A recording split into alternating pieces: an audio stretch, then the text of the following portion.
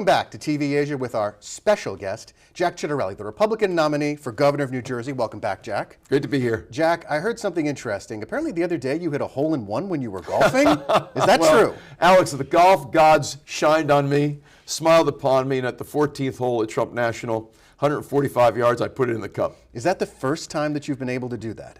It is the first time, and let me go as far as to say it'll be the last time, I'm sure. The only time.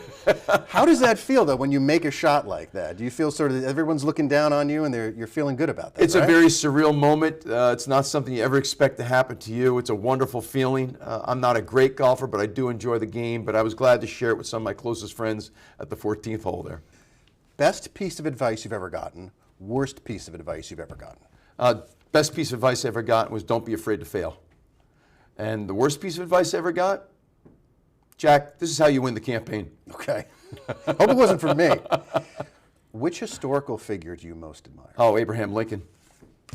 He inspires me. This was a man was born and raised in a dirt floor log cabin and never went to public school, self-educated, and dealt with setback his entire life. Lost 6 elections prior to being elected President of the United States, and all historians agree this was the greatest president in the history of our country. Saved the Union. Other than yourself, who is your greatest adversary or your greatest competitor? Wow, greatest adversary? I guess that's my opponent in this year's election. What do you want your legacy to be?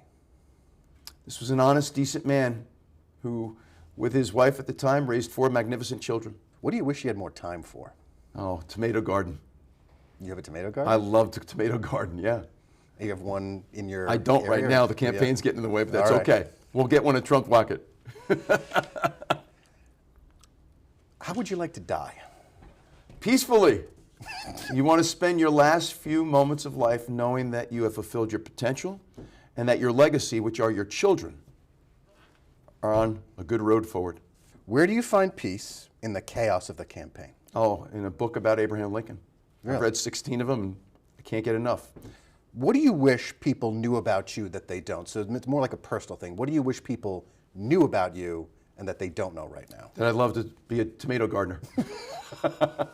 And I love riding my bike. So I asked you about a talent that you don't have that you'd like. And I said musician, playing the piano. What is a talent that you do have that people don't know about? What is a talent I do have? I don't think people know how much I love to cook. And I'll just go by my 4 children. Dad's a great cook. Ciattarelli meatballs, right? Oh, that's one of our staples, yeah. You bet. Well, you almost pulled off a miracle in 2021. You very nearly beat Phil Murphy. You came within 3 points when no one said you had a chance. What got you through that campaign? What sustained you during that period of time? Energy. And people always say to me, Jack, we follow you on the campaign trail. How do you do it? And I say, well, when I go out and I'm with people, that energizes me. And I'm all the more energized this time because I got to tell you, people across the state, Republican, Democrat, unaffiliated, independent, are crying out for change, the kind of change that I want to provide. And I want people to know I'm not using this as a stepping stone to get to Washington. I don't want to be congressman. I don't want to be U.S. senator. I don't want to be president. I don't want to write a book. I just want to fix the state we all love. 4 years in a first term, potentially 8 years total. That's up to the people of New Jersey. That's up to the people of New Jersey, but could you give us sort of, if you serve 8 years of governor, can you give us 3 things that you want to be better when you leave office? Absolutely. Number 1, lower taxes across the board for New Jersey individuals and our New Jersey businesses. Number 2, we are a law and order state again where we don't have all this nonviolent crime in our community with the car thefts, the break-ins, and the flash mobs on the Jersey Shore. And to fix the public education system, we've got to get back on track. We've recently slipped from 2 to 12 on the national report cards. We've got to do better. But let me also say one other thing. Stopping all the overdevelopment in our suburban communities. Okay. We're overdoing it.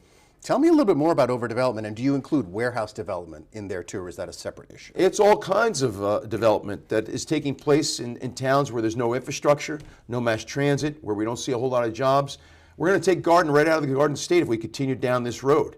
And the Democrats always like to say that they're all about the environment.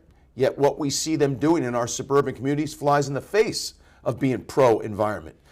So we need to fix this. We really need to drive our population toward our transit hubs in our urban centers, and I'll do that as governor. Now, Democrats will always rag on Republicans about not being strong on the environment, but the environment, that's a meaningful topic to you, right? You would make sure to appoint a strong Department of Environmental Protection commissioner. Absolutely. And by the way, when I served on the Somerset County Commission Board, we did two things. One, we protected more open space than any other county in the state, and I was part of that. And two, I created an energy committee to advise us on how best to put energy policy in place consistent with a more sustainable future. So I'm all about the environment. That's why I want to stop the overdevelopment, because again, it's taking garden right out of the Garden State.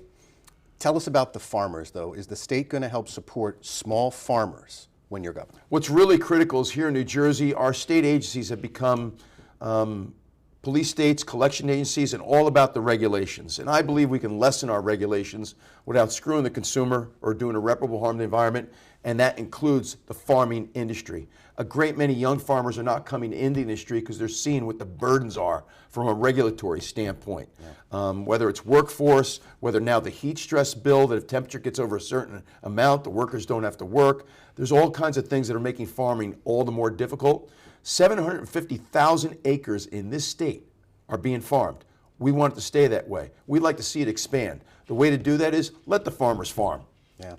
Let's talk about your cabinet. Do you foresee adding or subtracting any cabinet level positions if you're elected governor? So we are certainly going to downsize. We are going to reduce the size and cost of our state government. At the same time, I'm going to recreate the Department of Commerce. We shouldn't be the only state in the country that doesn't have a Department of Commerce. What kind of message does that send to the business community? We need a Department of Commerce.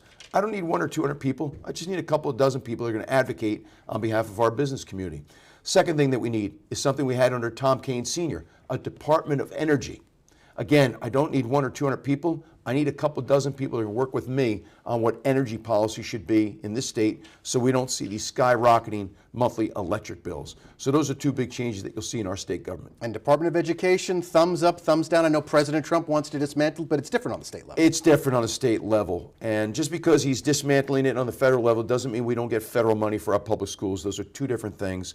Here at the state on day one, I'm calling for the resignation of all those that sit on the State Board of Education that have made all those changes to the public school curriculum that I don't think are in the best interest of our children. I'll also be calling for the resignation of all those that run the BPU. Their energy policies have failed New Jerseyans. It's why we see these monthly electric bills going through the roof. So you want to keep the BPU, you just want different people on that Board of Public Utilities. I think DEP and BPU should be regulatory agencies, not agencies that promulgate policy.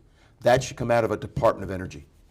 Jack, just in the last few moments that we have, kind of give us a closing argument. What's the closing argument for voters who might not be that familiar with you on why you should be their governor? Ciattarellis have been here for 100 years. We all achieved the American dream right here in New Jersey. We've all been business owners. We've all created jobs. I've served at every level of government, municipal, county, and state legislature. I'm an MBA CPA. That is probably, not to be immodest, the most unique background you'll find of any gubernatorial candidate.